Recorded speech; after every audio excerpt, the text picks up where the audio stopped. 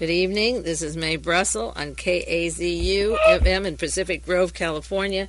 Its broadcast number 678 is December the 3rd, 1984.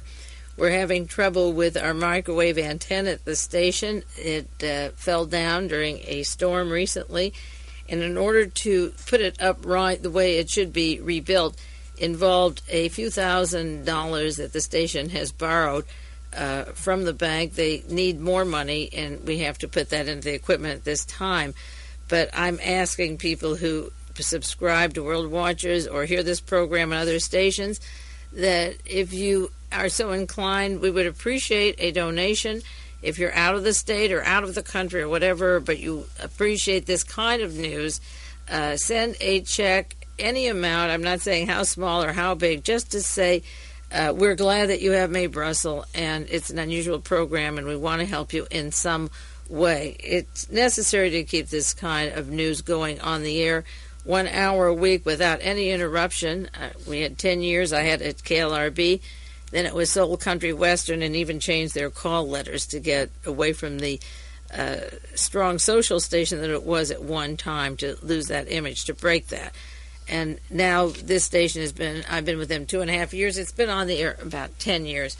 Listeners subscribed, and we want to keep going another 10, 15, 20 years, or as long as possible. It's more important now than ever, so if you feel inclined to do that, it would be appreciated in some way if you could tell them that you do like the broadcast, that you get it in other places, and help them out so they can continue to stay on and be strong and reach a lot of people.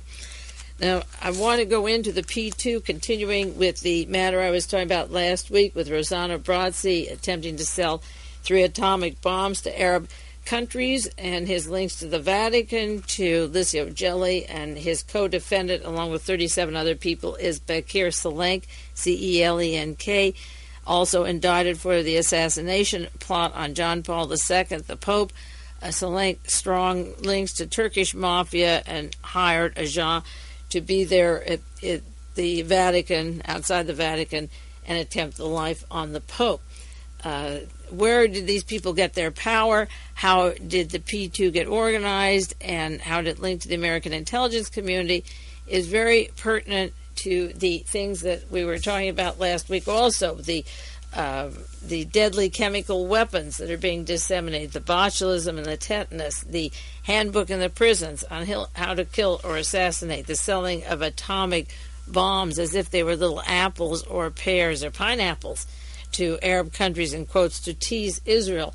These are serious matters, and the root of all this begins after World War I and then after World War II, and now there are a lot of people being handed instruments of death or violence that can cause a total dictatorship in this country, just as the Reichstag fire allowed Adolf Hitler to have absolute powers in Germany, and then begin the genocidal arrangement of people and slave labor, and you know the consequences of that kind of mentality, and they seem to be in the driver's seat today.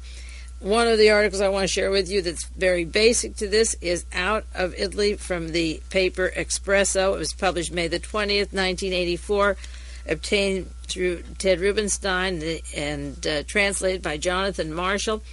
And it's a report of the P2 Commission. That's a commission that was set up in June of 1981 to investigate the Masonic Lodge, the secret Masonic Lodge, the P2, and this is part of their report this year. It's been 3 years of work, 3.5 years, and this is what the Espresso tells about their investigation of the organization, part of their report. LICIO Gelli's organization was the major Masonic family in Italy called the Grand Orient of Palazzo Giustiniani, Giustiniani. The Italian Masonry is composed of 2 main organizations. That's where duo, 2, 1, 2, propaganda duo, 2 of them, or families. One is the Palazzo Giustiniani, and the other is the Piazza del Gesù. One has 15 to 20,000 members, and the other has 5 to 10,000 members. And there was a schism between the 2 organizations in 1908, but our CIA and OSL helped combine them thanks to the American government, which really gave them their double muscle after the war was over and America was busy with Mr. LICIO Gelli, who was a member of Hitler's SS, Gestapo, helped fight with Franco, and helped form Mussolini's police equivalent to the Gestapo, and then goes on to work for the CIA. The article says that members of this lodge, the Masonic Lodge, the Grand Orient of Palazzo Giustiniani, can be brought in without normal vote, as new members can be drawn without the Grand Master, and they can belong to a covered lodge known as propaganda. So within the Masons, this one organization can be brought in people from the Vatican and from other secret societies into the propaganda, and it is hidden from the rest of the world and even other Masons. Giustiniani, I don't know if I'm not pronouncing it right, but we'll leave it. Giustiniani is oriented towards the British Masonry, and towards members of the British royal family are part of this, and we're close to LICIO Gelli, helped bring him back to Italy after the war from Argentina. The article says they have important connections to the northern United States also, which the Grand Orient combines with the eastern seaboard of the north, which later is incorporated and part of the Allen Dulles, John J. McCloy, Bill Donovan, the American bankers, the representatives of the banking system in America that formed the OSS, and then the CIA. They lean towards those people of the Grand Lodge of England and also of northern United States. In 1947, Frank Gigliotti, who was an ex-agent of the Italian section of the OSS, worked with this lodge and worked with LICIO Gelli. But in 1947, that's the year the CIA was formed, he goes on to the CIA. He's one of the connecting links important to this lodge and also to LICIO Gelli, Frank Gigliotti.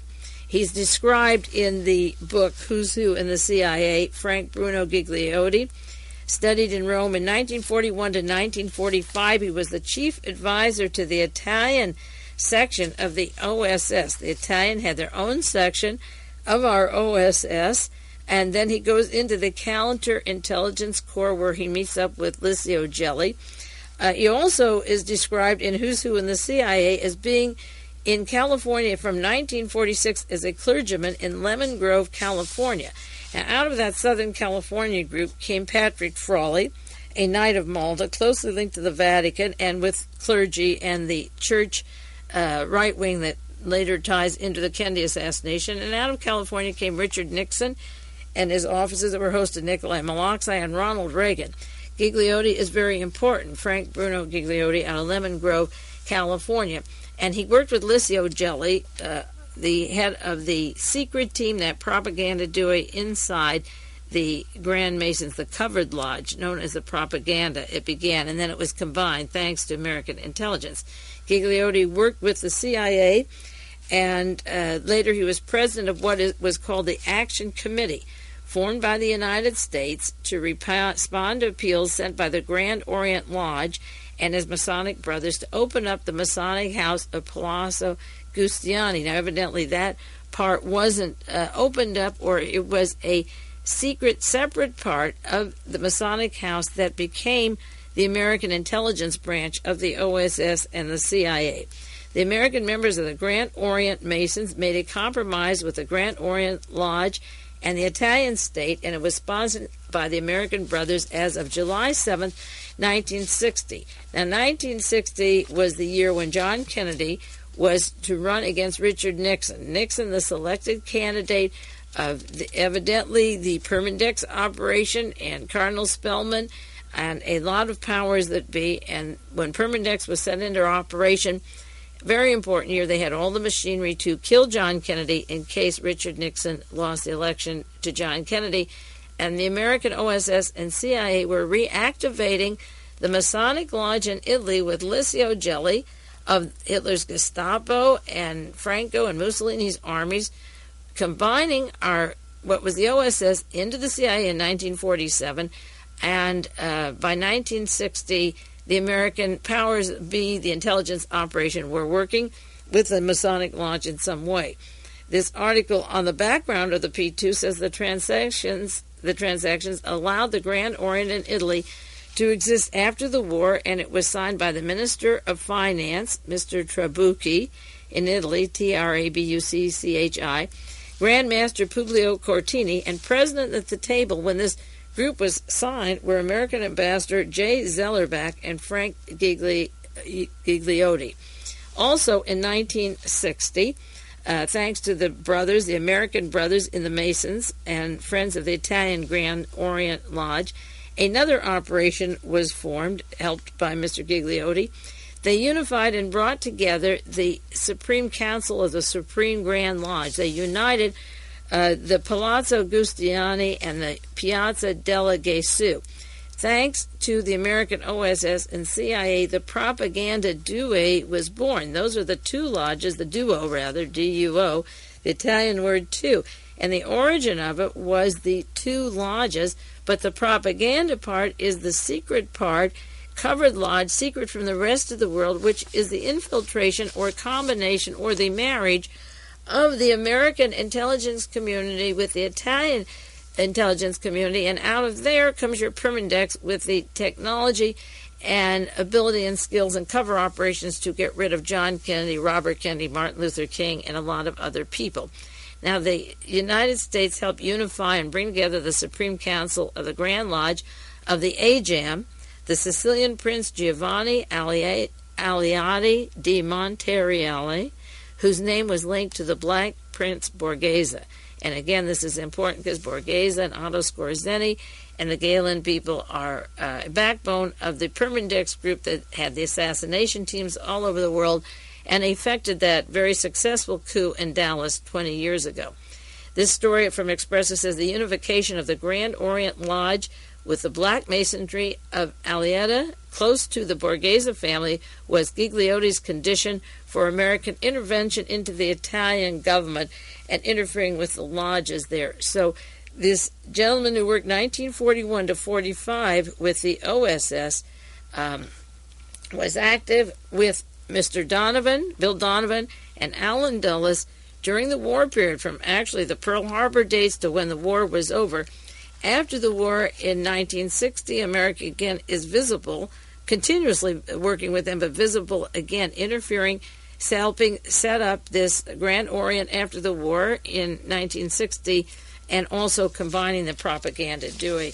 Very important story on the background of the relationship of LICIO Gelli and the gentleman in California that we've never heard about out here in California from the OSS and CIA, and the connections of these people, these governments, the Italians and the Americans together to our intelligence operation that was effective from 1941 to 1945. I'd like to know where Mr. Gigliotti is today, or if he's even alive, and if he's still in Lemon Grove, California. It'd be interesting now to do more research on this name and follow where he is. Now, last week I left off part one of a very important story in New Statesman, obtained by Ted Rubenstein from England, written by Donald Sassoon on LICIO Gelli. And I want to continue at that point with the story of LICIO Gelli. And this is what the article says, published September 21st, 1984. LICIO Gelli's contacts were not limited to Latin America. Michael Sindona and Roberto Calvi, after him, he followed. These were the God's bankers depositing the mafia money, the drug money, with the Vatican Church in cahoots with the popes and Paul Marcinkus at the Vatican Bank. They were in touch with the American Freemasons. This is the Vatican and the Freemasons, in particular John Connally and David Kennedy. Now, John Connally is mentioned in the Torbett document for his important role with Permindex, and Albert Osborne and Ian Fleming down in Montego Bay, the assassination teams that affected our country. And last week I talked about the Mitra Corporation, the CIA investigative team on counterintelligence that used William Sullivan, and he was an important part of the Permindex Operation, Division 5 of the FBI. This story goes on in New Statesman. LICIO Gelli was invited to both Carter and Reagan's inauguration. Here we are obviously entering the mysterious world where Gelli is the top of a complex structure pyramid. And over Gelli, an upturned pyramid, little is known. Gelli probably was a linchpin between the lower and the upper pyramids.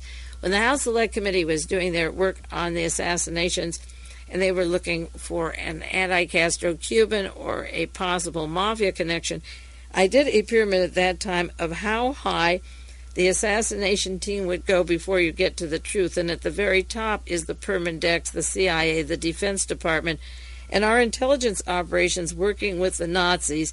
And that's exactly where I was in 1967, figuring that out. And now in 1984, there's a story. And the kingpin, the linchpin, according to New Statesman, is LICIO Gelli. Now, the trick is to find the upper part of that pyramid that Gelli represents or works for. And then the article goes on, what is known is that much of the Italian public life has been managed by secret associations, the Mafia, the Freemasons, the Secret Service, the Special Affairs Division of the Interior Ministry, like the CIA. And the one thing they leave out of here, they mention these, the Mafia, the Freemasons, and the Secret Services. They leave out the Vatican. They leave out the Opus Dei and the Sovereign Military Order of Malta with their overt role of spying, secret societies, but their spying roles. They don't mention that. But the article says what is not known are the names of all the shareholders or members of the upside-down pyramid. What is established is the network of companies connected to P2. So in a few moments or minutes, I'm going to talk about the way these companies were set up, how they were set up within days of when the war was over, and a little bit about who they represent, but the upper part of the pyramid. Now, the article says Michael Sindona connects to the Sicilian and the American Mafia, but Michael Sindona connects to more of that, to be responsible for the failure of the Franklin Bank in New York, $45 million, or to be close to John Connally, who was Secretary of the Treasury, Secretary of the Navy, Governor of Texas, is more important than just mafia here.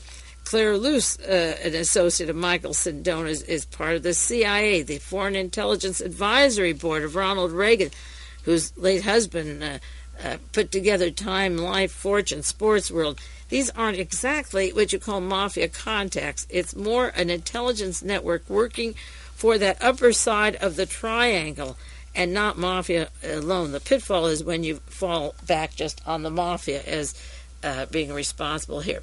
Now, this story says the P2 is not a simple organization of criminals or just another mafia. It is the product of a political system which was constructed 40 years ago.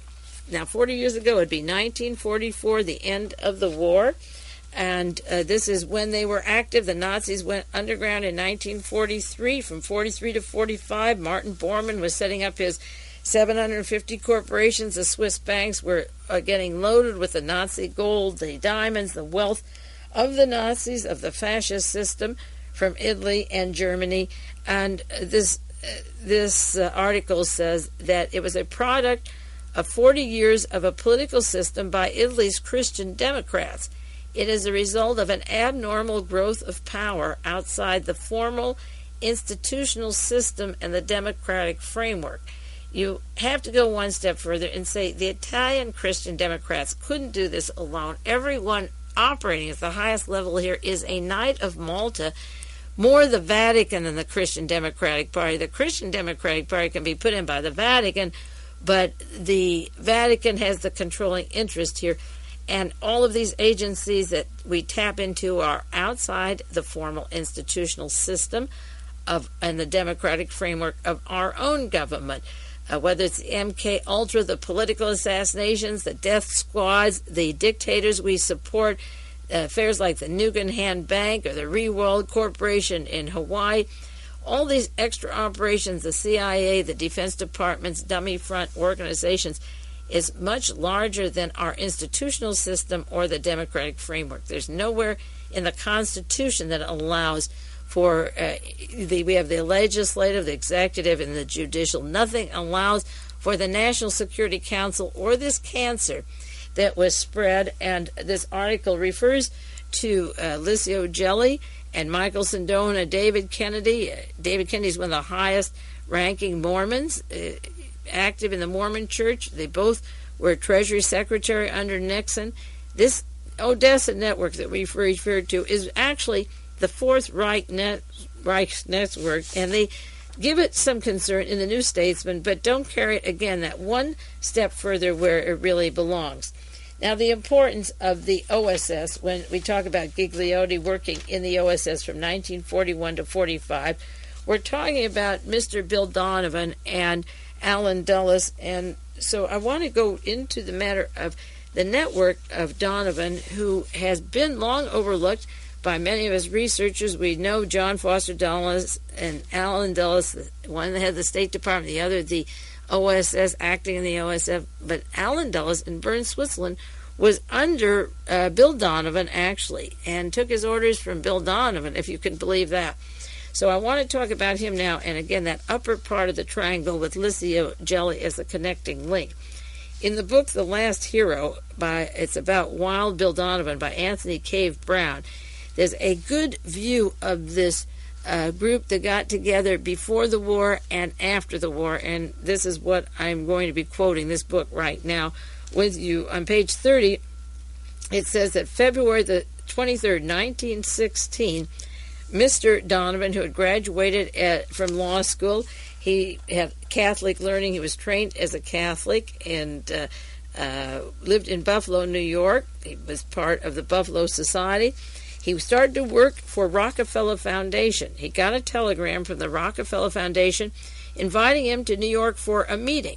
Somewhat mystified, because Donovan was no more than a provincial corporation lawyer who had yet to make his name in Buffalo, New York, but for some reason was tapped on the shoulder by the mighty Rockefellers. He attended the meeting and was invited to go to Europe on behalf of John D. Rockefeller Foundation to negotiate with governments in London, Berlin, and to help, in quotes, with the famine in Europe at the time. Plainly, powerful forces were already at work on Donovan's behalf, and one of them was John Lord O'Brien, close to Mr. Wilson, President Wilson, and Rockefeller. And Donovan accepted the mission March the 10th, 1916, and went over under the guise of the War Relief Commission of the Rockefeller Foundation over to Europe to visit various countries: Holland, Denmark, Germany, Austria, Turkey, Bulgaria, Norway, and Sweden. And he went into England, where he was immediately to meet Herbert Clark Hoover. Herbert Hoover was in Europe over 20 years without returning to the United States. He had a dual citizenship between the United States and Great Britain. He was involved with massive investments in Russia before the revolution came. He was living in Europe, in England. The name Stanford is synonymous with Hoover. He graduated from Stanford University. He made his fortune, it describes, as a mining engineer. He was what he referred to as on the slippery road of public life when he was chairman of the American Relief Committee, and he was supposed to be supplying American citizens stranded in Europe with help during World War I to get out of Europe. Then he became director of a food program that was supposed to feed 10 million people in Europe, but which actually was setting up the Vaslov's army, the Tsarist, white Russians that were kicked out of Russia when the revolution came. And, of course, the consuming desire of Herbert Hoover and everyone around him his entire life was a war against Russia, which was known as World War II, and he was aiming and arming for that from the time that the Tsars were kicked out of Russia.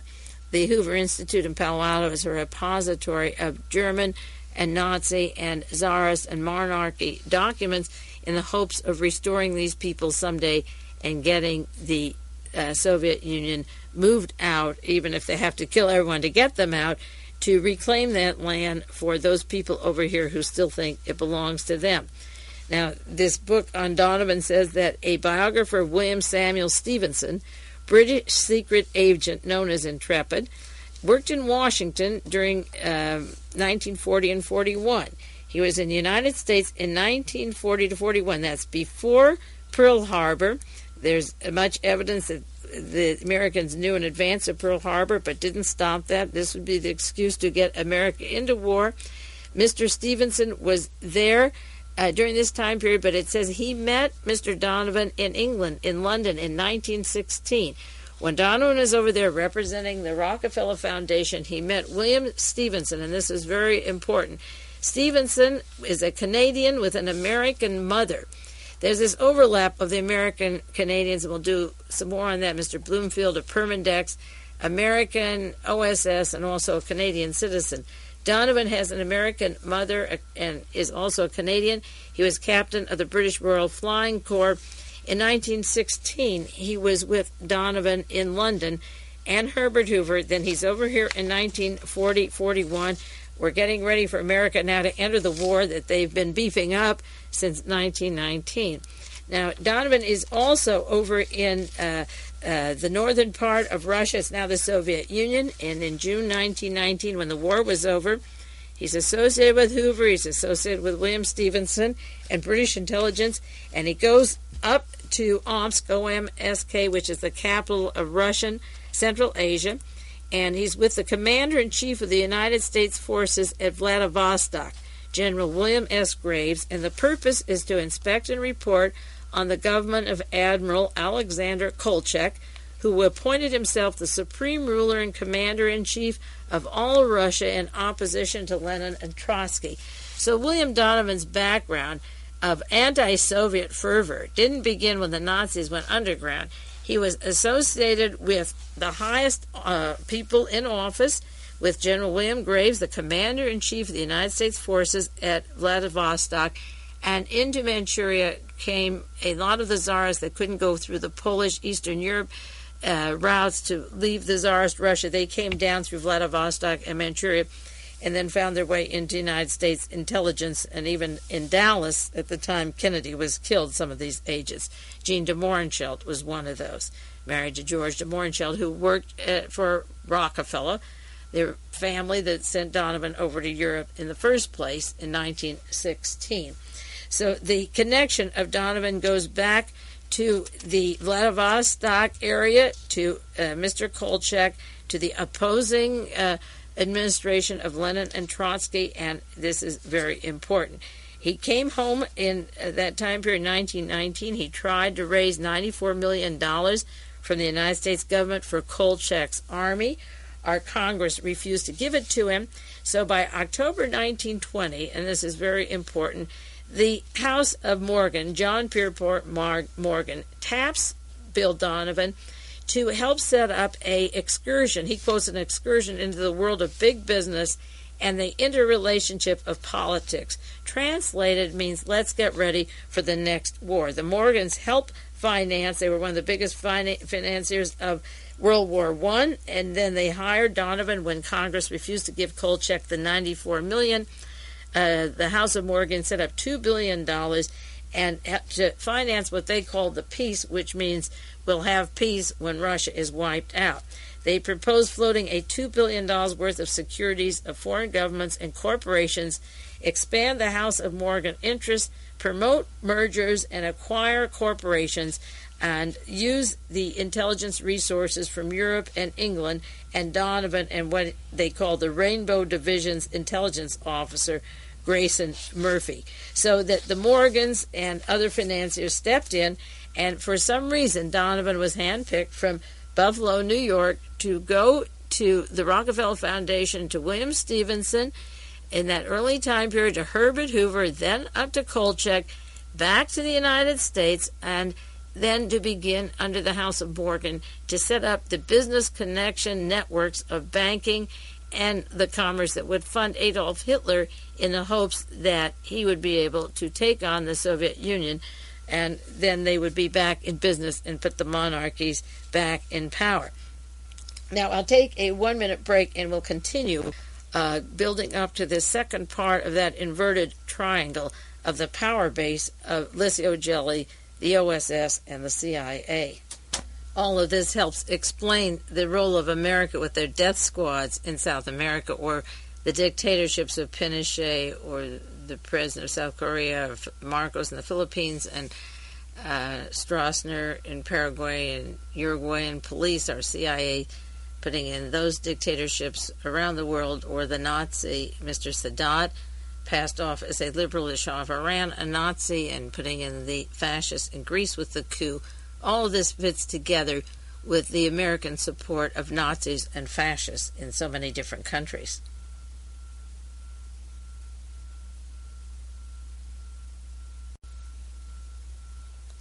This is Mae Brussell, and it's broadcast number 678, December the 3rd, 1984, Side 2. Continuing with the book, The Last Hero, Wild Bill Donovan, Anthony K. Brown wrote it in 1982. I want to jump from the OSS days, 1941 to 45, to when the war was over in May of 1945, on page 795, and for about 4 pages in the book, up till 799. I want to share with you information from that chapter, Farewell the Tranquil Mind. This is on the demise of Donovan, and he's describing or summarizing his career. The period from 1941 to 45 is essential because from the time of Pearl Harbor and the OSS was formed, there always was that secret desire, really, to fight the Soviet Union, not to be fighting Germany. So by 1943, when the Nazis go underground and Mr. Allen Dulles is sitting there in Bern, Switzerland, making deals with SS Karl Wolff, who's running Treblinka at the same time that he's working with American intelligence, and Himmler's agents are working with SS Karl Wolff as the liaison of Himmler and Hitler. It isn't any coincidence that what came out of all this was a continuation of the policies taking place at the time. And it explains why Reinhard Gehlen was knighted by the Vatican as soon as the war was over. Here is a man who wanted to starve 40 million and make slaves of 50 million, who puts on an American uniform, and we grab his expertise.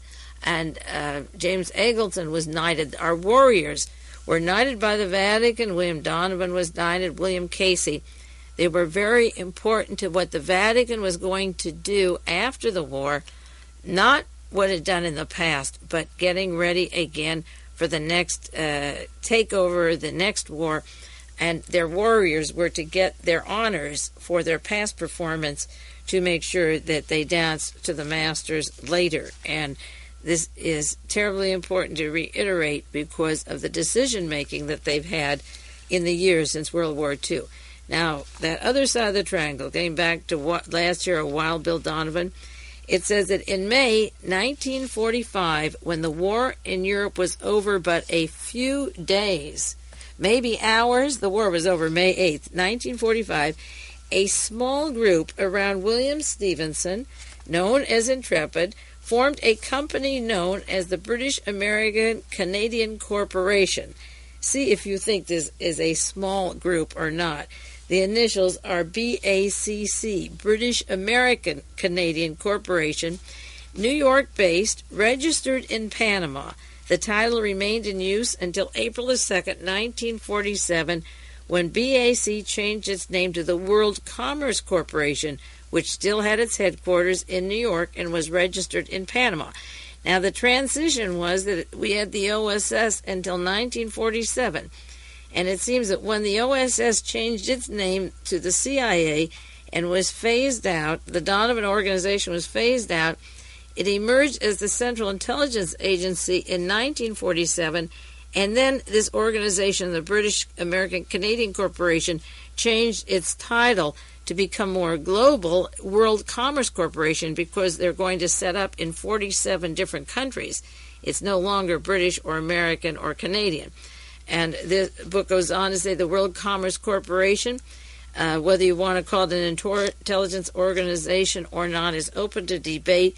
But they changed their name in 1947, headquarters in New York. What was remarkable about the corporation is that all but one of their first directors and just about everyone associated with it had intelligence connections with the American and British governments during the World War II.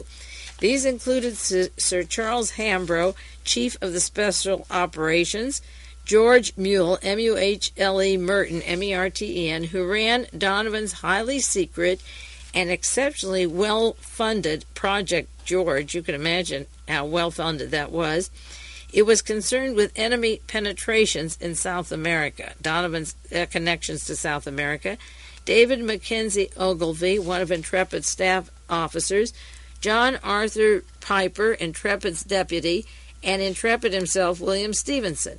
And Intrepid is named again in the Torbet document as setting up the bay, the Tyrol Bay down in Montego Bay, rather, the Tyrol compound down in the Bahamas, which was the network of British intelligence and the Nazis and the United States intelligence agencies after the war. He's part of this himself. His name is there for tax purposes, and all but Hambro used British government addresses in New York and Washington, and the headquarters of the British Security Coordination, the British Embassy, were also given. The officers contemplated at formation were Mr. Pepper as president, Ogilvie and Merton as vice presidents, William Hill as secretary. Hill's address was room 3603, 30 Rockefeller Center in New York City, the same address of Intrepid's British Security Coordination Organization. Rockefeller Center becomes the headquarters now for the World Commerce Corporation. Is it any wonder that Rockefeller then sets off and helps establish the Bilderbergers or the Trilateral, the Council Foreign Relations, the activity going before the war and after the war, decision-making policies, or that Mr. Rockefeller helps put Henry Kissinger out of that intelligence corps with Klaus Barbie and the Nazis into Harvard, and then on the board of Chase Manhattan, and a spokesman for Rockefeller from then on, making policies today for the non-existent now American-Canadian Corporation. Interestingly enough, they fold in 1962 after Perminex is set up, and the operation is successful in overthrowing countries already like Guatemala and Iran and Dominican Republic and the Congo, Belgian Congo, and then John Kennedy's assassination. By 1962, they were well coordinated, and they seemed to disperse into some other organizations, but Permindex was well able and well connected to these people to carry the ball for a long while. This article says, at first, Mr. Donovan played no formal part in the apparent opening or establishment of this group, this World Commerce Corporation, or the British American Canadian Corporation, but his law firm at the time is known as Donovan, Leisure, Newton, Lombard, and Irving, were the legal advisors, so Donovan's law firm set it up, and among the other legal advisors was Otto C. Doering, D-O-E-R-I-N-G. Donovan became a director of the group in October 1947, when the CIA was formed, at the same time that Edward R. Stintinius, former Secretary of State from 1944 to 1945, had substantial financial holdings in the corporation.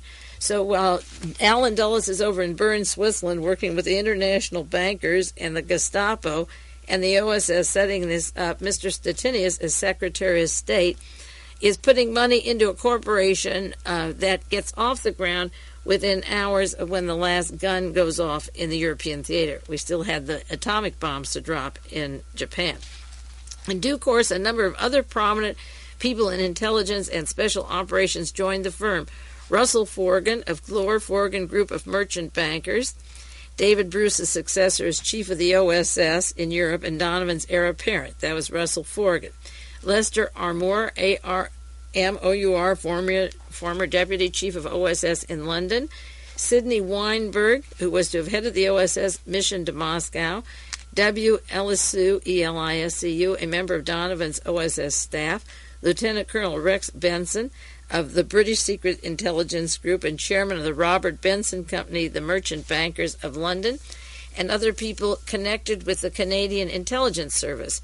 Now, when it says the Canadian, again, it goes back to this Mr. Bloomfield, and in the OSS, he was in the OSS with Donovan and Dulles and Clay Shaw of the OSS, who connects with the Nazis. The Galen operation, Clay Shaw has that international trademark down in New Orleans. Mr. Bloomfield has a Canadian and an American dual citizenship. Herbert Hoover had American and British dual citizenship. Also, people with intelligence connections, not formally members of the intelligence service, but have an interest in the corporation, included Nelson Rockefeller, former coordinator of Inter-American Affairs, and Rockefeller ties directly to George de Mohrenschildt, whose father ran that Baku oil the Rockefellers and Standard Oil wanted in Russia before it became Soviet Union. And it was de Mohrenschildt who was the mentor of Lee Harvey Oswald and Marina Oswald, locating them with the intelligence agents in the Dallas-Fort Worth area, the Nazi connections in the Dallas-Fort Worth area, and introducing him to Ruth Payne, who places Patsy Oswald in the Texas School Book Depository. Nelson Rockefeller is very much a direct part of the Kennedy assassination. Then it lists another person active with this intelligence group. Right after the war, John J. McCloy, former Undersecretary of War Department, and of course McCloy was a member of the Warren Commission that covered up the Nazi connections to the murder of John Kennedy. And Richard Mellon is mentioned here, and Sir Victor Sassoon. Now, Richard Mellon is an important connection to the Heritage Foundation, to Adolf Coors, to the far right wing, the churches today, the Armageddon philosophy, the right-wing foundations, and the right-wing think tanks. And I'll be doing more on the millions of dollars spent every year to set up foundations such as the one in San Francisco for Edwin Meese, that group in San Francisco, the Fronts and Foundations Forum, the instigating the Cold War for keeping tab on the hawks in Senate and House of Representatives versus the doves. The Richard Mellons play a big part in the Reagan administration, culminating in the 1980s, the politics of the right, the religious right, and that whole ball of wax that is so important to today's events. Mellon, John J. McCloy, who's still alive. Nelson Rockefeller's dead, but David Rockefeller's around, and as I said, they mentioned Sir Victor Sassoon. Now, when the war was over, this is within hours of the last gun in Europe, Frank Ryan, who was active in the OSS in Spain. Remember, Spain was supposed to be neutral. It was the home of Franco and the Nazi network that set up Otto Scorzeni's headquarters in Madrid, that shared apartments with the CIA. Mr. Ryan went from Franco's Spain, very much part of the LICIO Gelli activity in Spain, to England, and he was part of the World Commerce Corporation. He was a president of the group. He was made the president. Then he was taken to London by William Stevenson to meet people in what they call government and intelligence and finance. That means the business people, the bankers, the spy system, and the ruling class that run the country. And Mr. Ryan went to London. He was introduced by Intrepid, and some of his contacts included Lord Leathers, the wartime transport minister and head of William Corey and Sons in London, the largest coal, lighterage, general shipping, and transportation and ancillary business in the world. That's pretty much. Sir William Rootes, R-O-T-E-S, the automobile manufacturer. Sir Alexander Korda, the head of the motion picture firms. Moir Mackenzie, deputy director of the Federation of British Industries. Lord Shelburne, the wartime economic warfare minister. Sir Charles and Olaf Hambro, from whom Intrepid hoped to get the diamond business for the World Commerce Corporation, and the Hambros linked to Michael Sindona and the investments in the Vatican banks. Many of these interconnect, but I'm just reading this from the last hero. Louis Frank, a partner with M. Samuel, the largest bullion dealer in the world, and one of Intrepid's most important officers.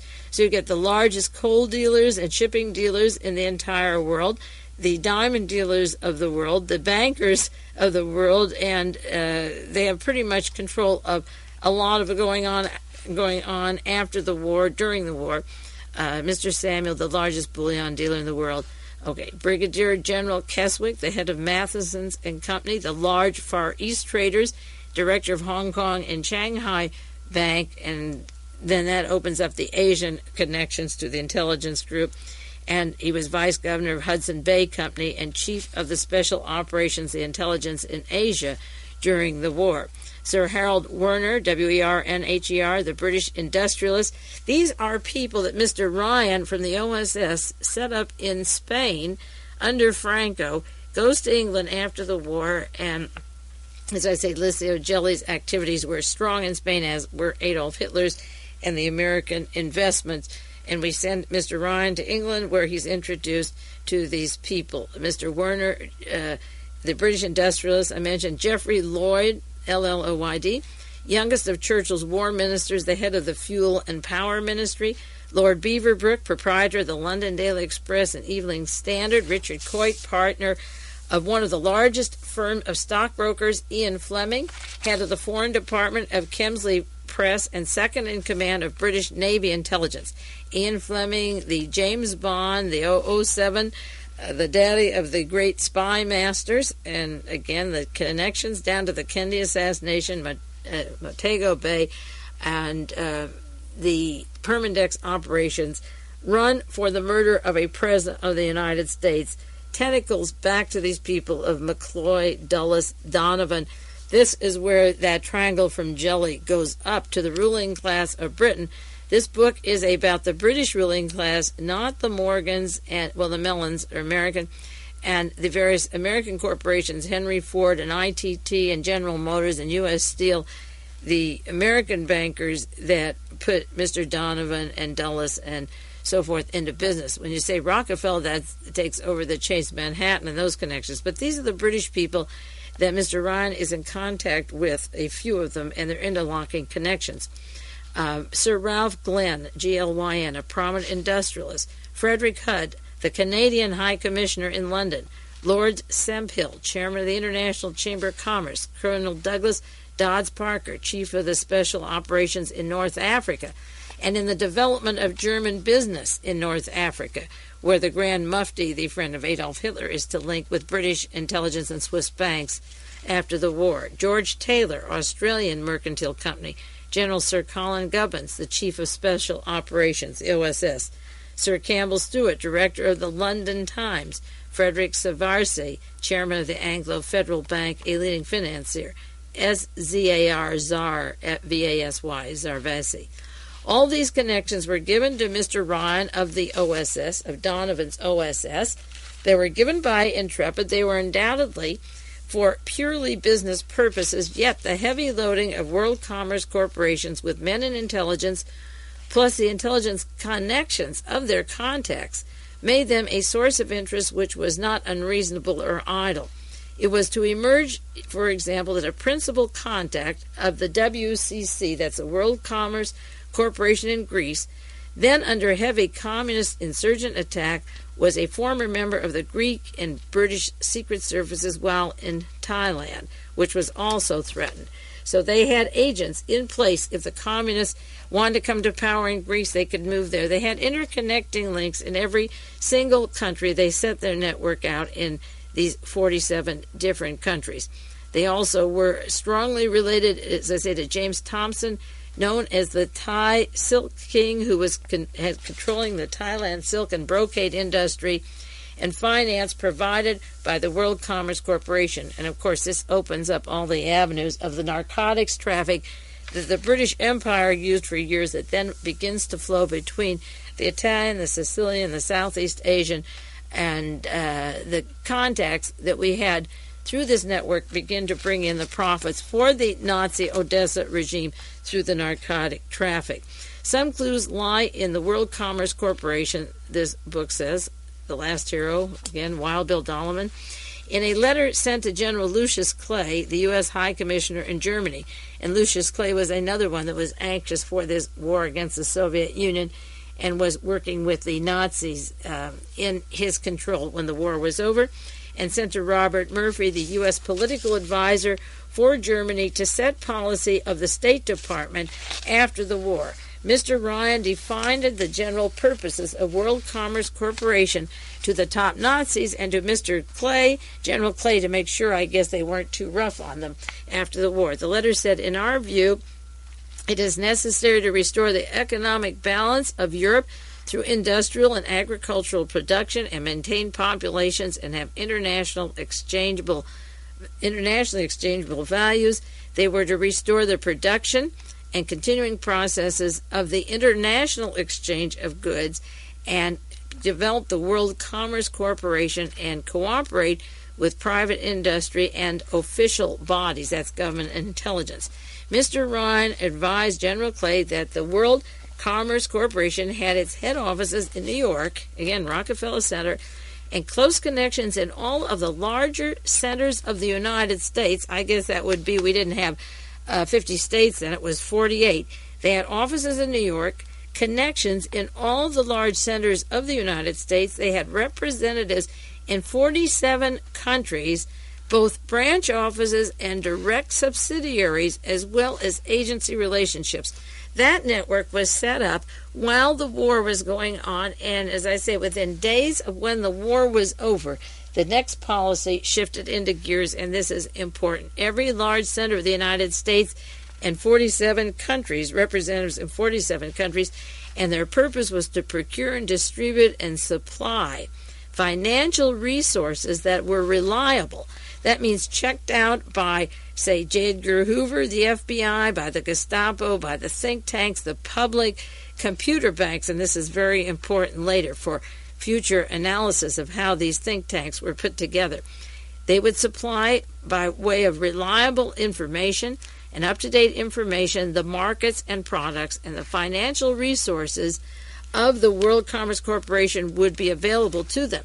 Well, when World Commerce Corporation started in 1947, that means that the entire United States intelligence funding for the apparatus of spying and covert operations and counterintelligence to overthrow countries could be siphoned through the World Commerce Corporation. And this helps explain also why there's so many London connections to various operations, such as the medical school down in Grenada or Jonestown or the SLA, the Stanford Institute, the research there, many, many London connections.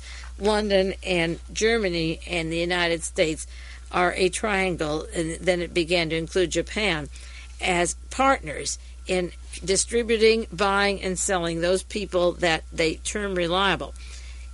In conclusion, this book says that whether General Clay met the World Commerce Corporation request to open up their office in Germany is uncertain, but the probability was it was opened up because by the end of 1947, when our CIA's got its real muscles, as the Cold War developed in intensity, particularly in Germany, the stockholders and the associations of the World Commerce Corporation had widened greatly among the new stockholders. By 1947, this is your pyramid growing up on top from Gelli, the Vatican, the OSS, the SS Gestapo. They widen much larger now. Among the new stockholders were Atlas Corporation of New York, Bacon, Wimple and Company of Chicago, David K.E. Bruce, Ellen McHenry and Louise S.D. Bruce of New York, Corporation House of Ottawa, Cudd and Company of New York, Daniel de Menacle of New York, Thomas G. Drew Brooke of Toronto, Harold J. Foley of Vancouver, Charles Glore of Chicago, Joseph Grew, former Undersecretary of State of Ambassador Japan, the Hambros Bank in London, the Islands Company Limited of Bermuda. You get the picture of the dissemination of the offices and the stockholders now coming out of New York, out of Chicago, out of Ottawa, Canada, out of Toronto, going into Vancouver, out of the islands in London, the Bermuda, the Leyden, Sarah Mellon-Scaife out of Pittsburgh, and that is the biggie in the 1984-85 years ahead. The Sarah Mellon-Scaife that quietly began its foundation way, way back within hours of the last gun going off. Admiral Lewis H. Strauss, a partner in Kuhn, Loeb and Company in New York. The Trans-America Corporation in San Francisco. The Dorothy Reeves Weicker of New York. Arthur B. Van Bushkirk of Pittsburgh. Taylor McDonald and Company in Toronto. The Hathaway Watson Jr. of New York. Now, a lot of these, you don't know these names. I don't know them. They're all in Dun & Bradstreet and who's who. But these became the major stockholders, the new stockholders, as part of the operation of the World Commerce Corporation that was very neatly setting down the network of what was the OSS and the CIA into the business industries, into the political network, into the intelligence operations, into every center in the United States, and into 47 foreign countries. Then this book goes on. In the United States, the World Commerce Corporation operated through various subsidiaries. You can believe that. Buying and selling such merchandise as cement, automobile tires, barbed wire, rice, shoes, and stockings. Well, you know it was more than that. You know that there was more than those subsidiaries, but those could have been the fronts, just is in Italy, LICIO Gelli's front was a mattress corporation. He made mattresses, and that's what the Grand Master of the Masonic Lodge, the propaganda Dewey, connected to our highest echelons of United States intelligence and the banking field. It was a mattress cover. So if you say they went into barbed wire, and I'm sure they're going to use plenty of that, Galen was going to use that to put around the Ukraine to starve 40 million. And if you think of Brown and Root in Houston, Texas, making enough cement to pave the way around the world 2 or 3 times for the war in Southeast Asia alone, they were into cement or automobile tires. That was Bibi Rebozo. Down in Miami, and rice stockings. There was more than silk stockings here. The book says in England, it was engaged in similar procurement activities, operating under agreements with Jardine, Matheson and Company, British and Western European trade companies, and a company in turn associated with the banking firm of Morgan Grenfell. By late 1947, again, of that important year when the CIA was formed, and we don't have the OSS, by 1947, the World Commerce Corporation claimed to have opened up trading routes and outlets in Argentina, LICIO Gelli's base after the war, Uruguay, Peru, that's the W.R. Grace Company and the home of this Delicade right now, the terrorist down there in Peru. We'll do more on him later. In Brazil, in Chile, in Colombia, and Mexico, and through their subsidiaries, their outlets in North America, in India, in China, Ceylon. Through the British associates, it operated in France, Holland, Belgium, Spain, Portugal, Switzerland, and Italy. It acquired the majority stock in Biddle Sawyer Corporation in New York, engaged in worldwide trade in fine chemicals, pharmaceuticals, botanical drugs, waxes, gums, and essential oils.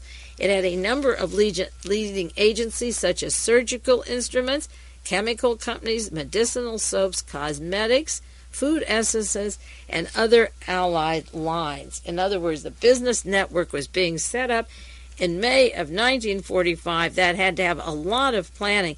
And by 1947, they were spreading out through these organizations through every state and every country in the world. It goes on, moreover, it also acts as a purchasing agent in the United States for Mr. Gordon Woodruff and Company Limited of London, from India, Tunis, Morocco, and Algiers, and in this connection is engaged in exporting equipment such as road-making machinery, excavating, scrapers, tractors, agricultural equipment, motor cars, and general merchandise. This surely was one of the most interesting corporations in modern U.S. business history, a fine web of the wealthiest, the most blue-blooded, the most influential groups in the English-speaking world. Nor, it must be stated, was it financially unsuccessful in its final financial statement for 8 months that ended in August 31st, 1962, when it was sold for taxation reasons.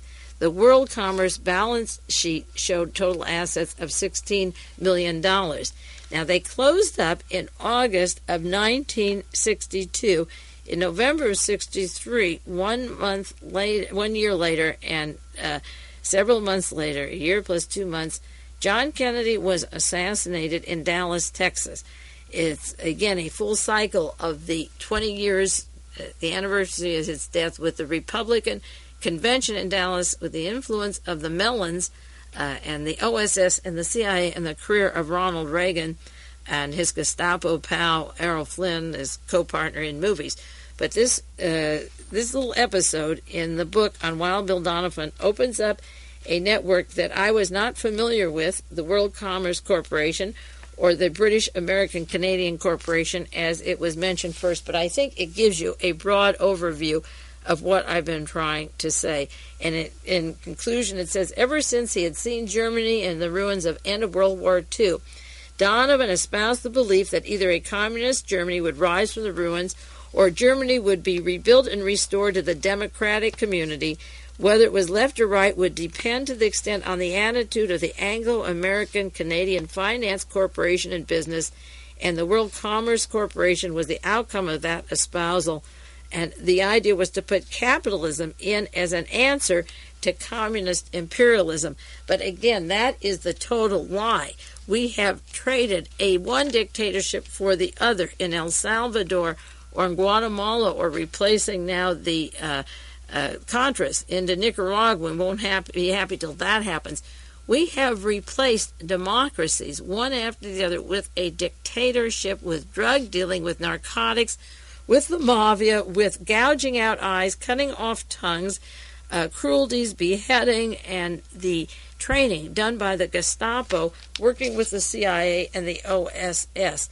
It wasn't to make democracy safe for the world, and I want to make that point very clear. It was to put in that same fascism if necessary, because the fascism takes control of slave labor and the masses and their money and their minds. We're on the road to something equal to what they feared as communism, because these people didn't fear Hitler. They worked with Hitler's agents. They knighted him. They promoted him. They incorporated him. And this is the story of America today. It is the result of a mingling of these various agents. Our time is up.